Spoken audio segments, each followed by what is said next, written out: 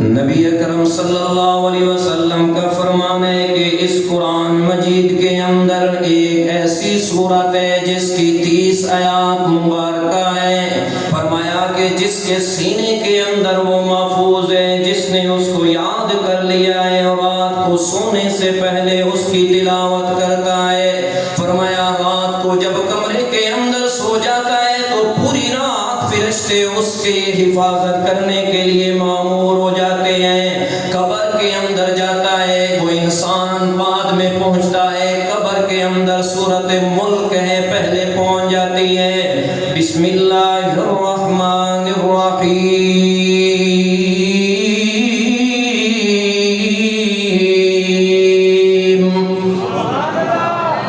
قرآن سننا تو پھر بلند آواز سے کہہ دو سبحان اللہ.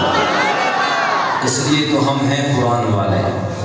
اور قرآن پڑھنا یہ صحابہ کی سنت ہے اور قرآن سننا یہ حضور کی سنت ہے. کہہ دو صحابہ.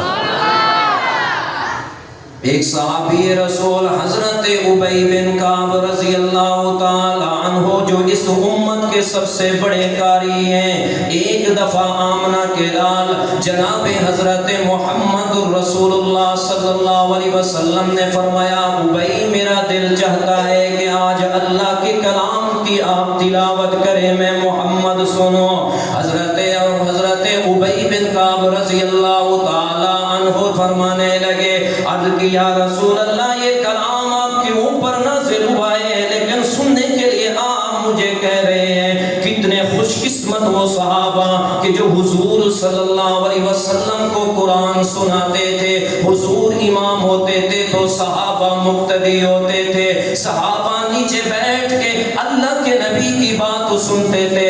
کتنے وہ خوش قسمت صحابہ کے جن کے قرآن سننے کی فرمائش عرش رب رحمان کیا کرتے تھے.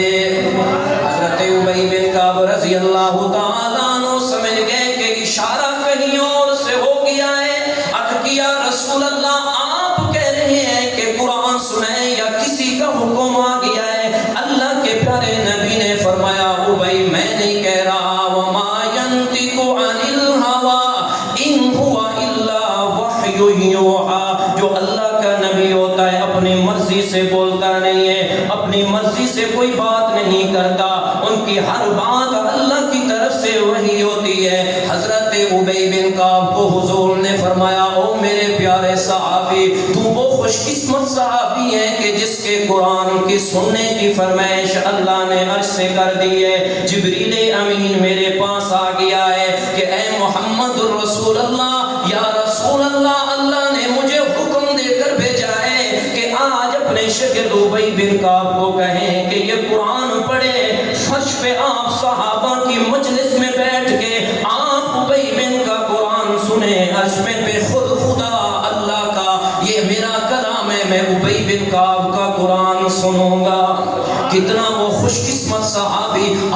اس آج کسی اپنے شاگرد کو کہہ دے کہ آپ جلسہ ہے آپ قرآن کی تلاوت کریں. والدین علاقے کے اندر پورے محلے میں بتاتے ہیں 100 طالب علموں میں سے میرے بیٹے کا انتخاب ہوا ہے. صحابہ خدا کا انتخاب ہے. جس طرح نبوت خدا کا انتخاب اسی طرح صحابیت بھی خدا کا انتخاب. جس طرح اپنی مرضی سے کوئی نبی نہیں بن سکتا اسی طرح کوئی اپنی مرضی سے صحابی نہیں بن سکتا.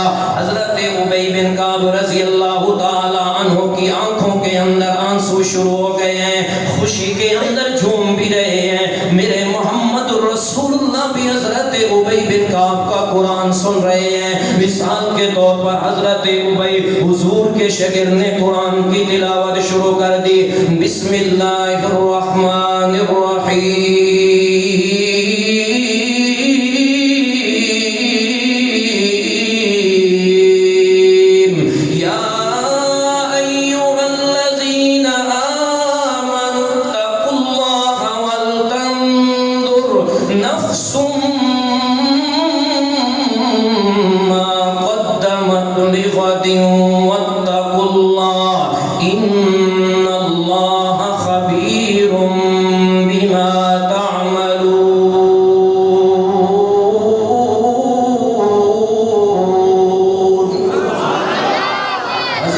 ابی بن کعب نے تلاوت شروع کر دی.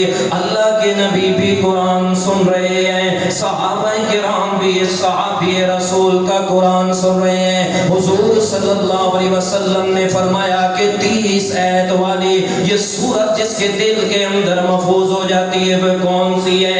بسم اللہ الرحمن الرحیم. تبارک الذی بیدہ الملک وہو علی کل شیء قدیر.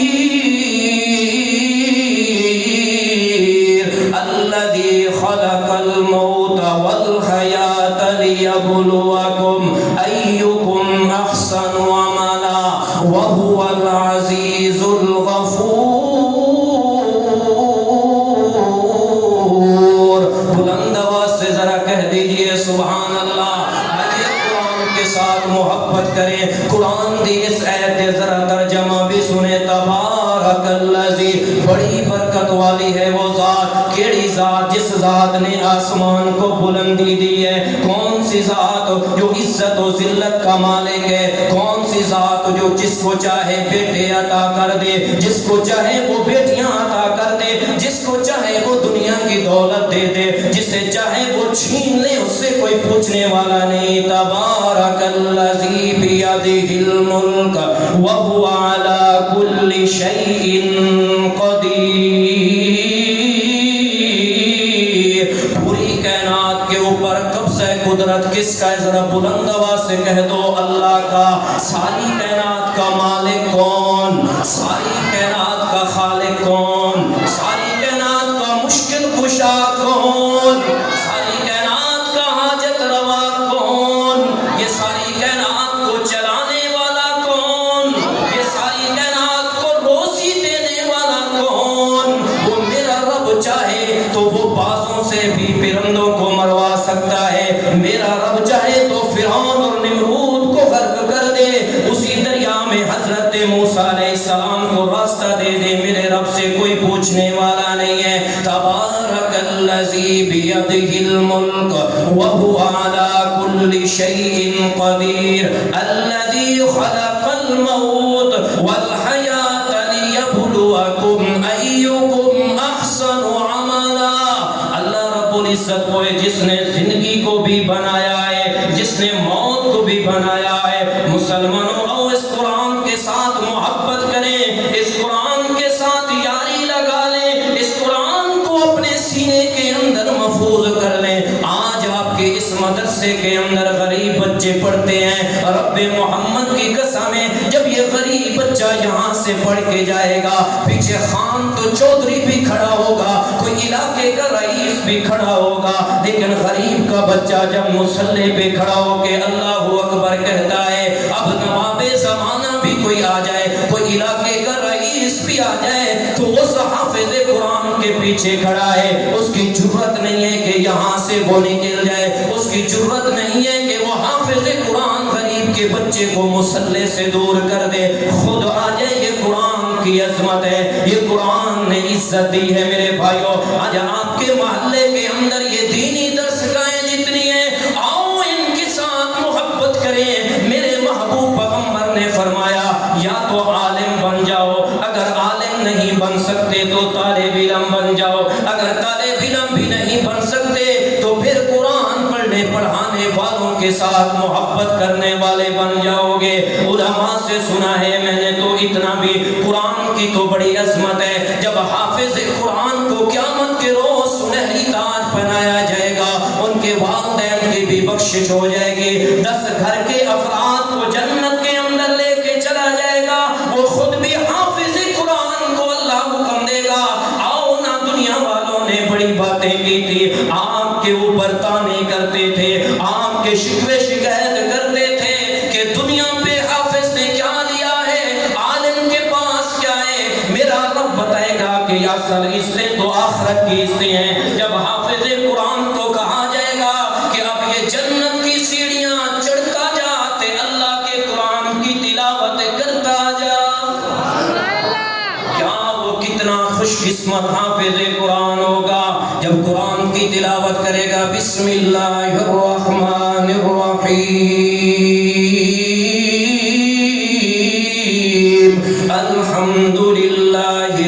العالمین الرحمن الرحیم مالک یوم الدین ایاک نعبد و ایاک نستعین۔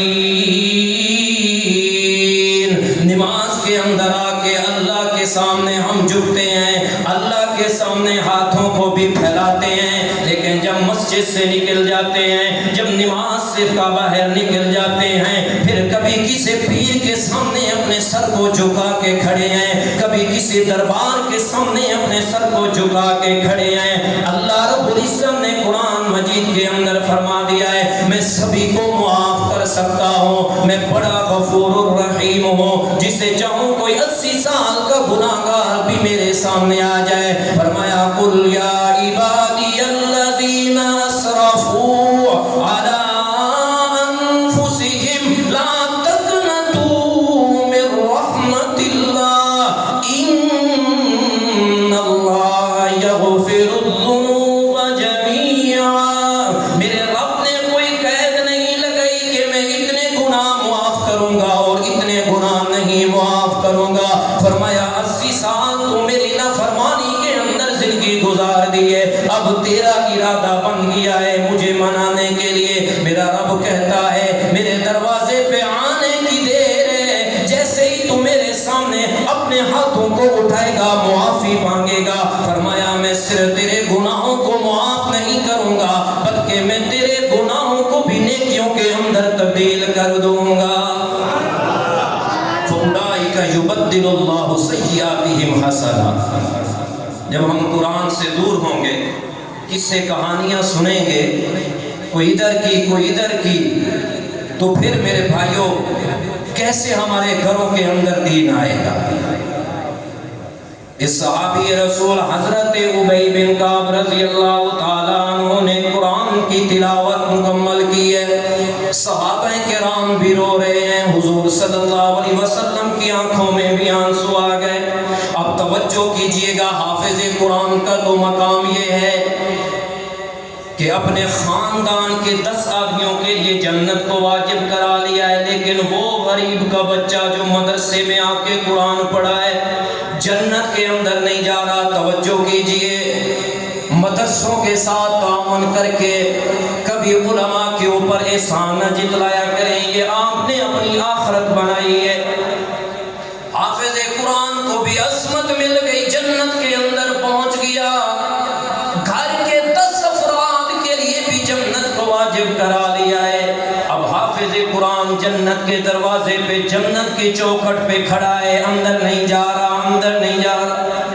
فرشتے پوچھیں گے یا اللہ آپ کا یہ بندہ جس کے سینے کے اندر قرآن ہے خود بھی اس کو جنت کی ٹکٹ مل گئی ہے، 10 افراد کو بھی جنت کی ٹکٹ مل گئی ہے، لیکن جنت کے دروازے کے اندر داخل نہیں ہو رہا۔ میرے رب کو باوجود اس کے علم تھا، فرشتو جاؤ میرے حافظ قرآن سے پوچھ کر آؤ کہ کیا چاہتا ہے، جنت کے اندر کیوں نہیں جا رہا۔ حافظ قرآن کہے گا میں گھر سے اٹھتا تھا، مسجد کے اندر آ کے قرآن کی تلاوت کرتا تھا، مدرسے میں بیٹھ کے قرآن حفظ کرتا تھا، جب جمعرات والے دن مجھے چھٹی ہوتی تھی میں اپنے گھر جاتا تھا، اپنے گاؤں میں جاتا تھا، وہاں کچھ ایسے بزرگ تھے یا اللہ تیرے بندے تھے جو میرے سر کے اوپر شفقت کا ہاتھ رکھتے تھے، بیٹا اچھا کام کر رہے ہو، قرآن پڑھ رہے ہو، محبت کے ساتھ میرے ساتھ باتیں کرتے تھے۔ فرمایا کہ میرا دل بڑھ جاتا تھا، میں پھر آ کے مدرسے کے اندر قرآن کے 3 پارے حفظ کر لیتا تھا، پھر گھر میں جاتا تھا، بزرگ مجھے دعا دیتے تھے، میرے ساتھ نرمی والا معاملہ کرتے تھے، یا اللہ ان کی محبت کی وجہ سے میں نے قرآن کو حفظ کیا ہے، جن کی وجہ سے مجھے قرآن کی دولت ملی ہے، آج میں ان کو بھی اپنے ساتھ جنت میں لے جاؤں گا، تب جنت کے اندر داخل ہوں گا۔ یہ قیامت کا منظر ہوگا، نفسی نفسی کا عالم ہوگا، جس دن کوئی باپ کسی بیٹے کی کوئی خبر کے لیے تیار نہیں ہوگا، ماں بیٹی کی خبر کے لیے تیار نہیں ہوگا، بھائی بھائی سے جدا ہو جائے گا، دوست دوست سے جدا ہو جائے گا، اپنے گناہوں کی بدولت پسینوں کے اندر غرق و تباہ ہو رہے ہوں گے، جو ساری دنیا وہاں پر برا عالم جمع ہوگا۔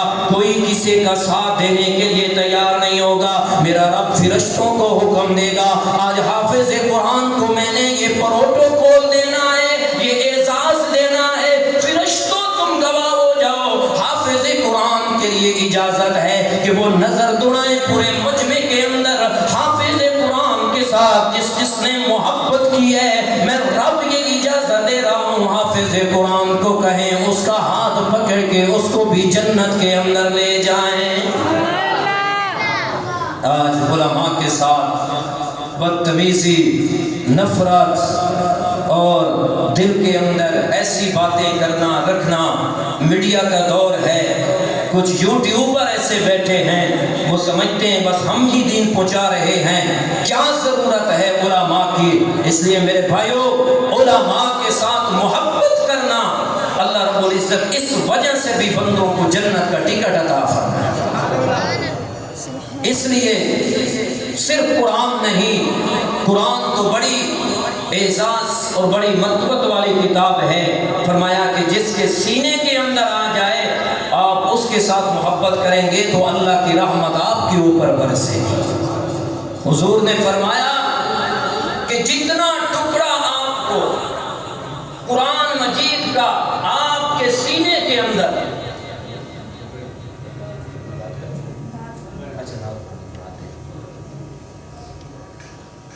فرمایا کہ سینے کے اندر جتنا حصہ قرآن مجید کا موجود ہوگا، فرمایا کہ اگر گناہوں کی بدولت جہنم میں بھی چلا جائے گا تو اتنے حصے کو جہنم کی آگ نہیں کھا سکے۔ ہمارے ایک استاد جی ہیں شیخ الحدیث جامعہ دارالاسلامیہ لاہور، مولانا عبد الرحمن صاحب دامت برکاتہم العالیہ، انہوں نے اپنی آنکھوں دیکھا واقعہ سنایا کہ جب بالا کوٹ اور اس سرزمین پہ زلزلہ آیا تھا تو ایک اللہ والے بزرگ تھے، تبلیغ کے ساتھ وابستہ تھے۔ جب زلزلہ آیا تو قرآن کی تلاوت کر رہے تھے۔ میں نے شروع میں کہا کہ یہ قرآن وفادار کتاب ہے۔